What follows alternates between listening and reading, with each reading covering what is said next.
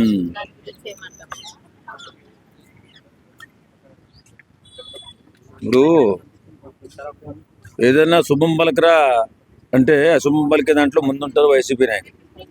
ఇప్పుడు అమరావతి ఎందుకు మునిగిపోతే, అమరావతి మునిగిపోయేలాగా ఉంటే అక్కడ ఉన్నటువంటి 26 గ్రామాలు 28 గ్రామాలు ఉన్నాయి కదా, అవి ఎప్పుడో మునిగిపోయాయి. అవి ఎప్పటి నుంచో చరిత్రలో కూడా ఉన్నాయి ఆ గ్రామాలు మునిగిపోకుండా. అక్కడ చాలా మంది జనాలే కదా బతుకుతున్నారు. ఈ మూర్ఖులు, ఈ దరిద్రులు, వైసీపీ నాయకులు చేస్తున్నటువంటి ఇలాంటి కామెంట్ల వల్ల శుభం పలకరా బాబు అంటే అశుభం పలికే ఇలాంటి వ్యక్తుల వల్లే అమరావతికి బాగా లేట్ అవుతుందేమో అనిపిస్తుంది. వాస్తవంగా ఎవడైనా రాజకీయ నాయకుడు అభివృద్ధి కోరుకోవాలి, కానీ నాశనాన్ని కోరుకోవడంలో ముందుంటారు వైసీపీ నాయకులు. ఇది వాస్తవం. నాశనం కాకపోతే ప్రజా సొమ్ము పెట్టి కట్టినటువంటి ప్రజావేదికనే అధికారం వచ్చిన తొలినాళ్ళలోనే కూల్చిపడేసినటువంటి దుర్మార్గులు, దరిద్రులు ఎవడన్నా ఉన్నారంటే వాళ్ళు వైసీపీ నాయకులు.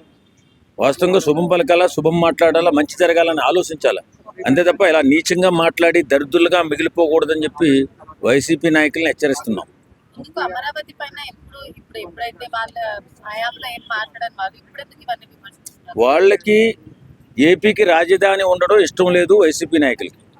లేకపోతే అమరావతి మీద వీళ్ళకి ఏం సంబంధం చెప్పండి. అభివృద్ధి జరుగుతుంది, ఖచ్చితంగా జరుగుతుంది. అమరావతి ఇండియాలోనే నెంబర్ 1 రాజధానిగా మనం చూస్తాం కూడా. ఇప్పుడు ఏదైనా ఒక ఇల్లు కడుతున్నాం అనుకోండి, శుభం మాట్లాడుకోవాలి. అంతేగాని ఇలా మాట్లాడి రాష్ట్ర అభివృద్ధిని ఆటంకపరిచే విధంగా మాట్లాడకూడదు.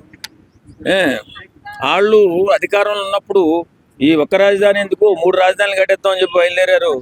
3 ముక్కలు ఆడేశారు. కనీసం ఎక్కడ కూడా ఒక ఇటుక పెట్టిన పాపాన్ని కానీ, ఒక చిన్న పని చేసిన పాపాన్ని కూడా పోలేదు. ఇంకా సిగ్గు లేకుండా అలా మాట్లాడుతూనే ఉంటారు. ఎవడైనా నాయకుడు అనేవాడు అభివృద్ధిని కాంక్షించాలి, అంతే తప్ప ఇలా ఎప్పుడు ఏడుతూ ఉండకూడదు. ఆ ఏడుపు ముఖాలు ఎప్పుడు జీవితాంతం ఏడుతూనే ఉంటాయి. ఇంకోటి పేర్ని నాని గారు పబ్లిక్ లో ఇట్లా అనౌన్స్ చేస్తుంటే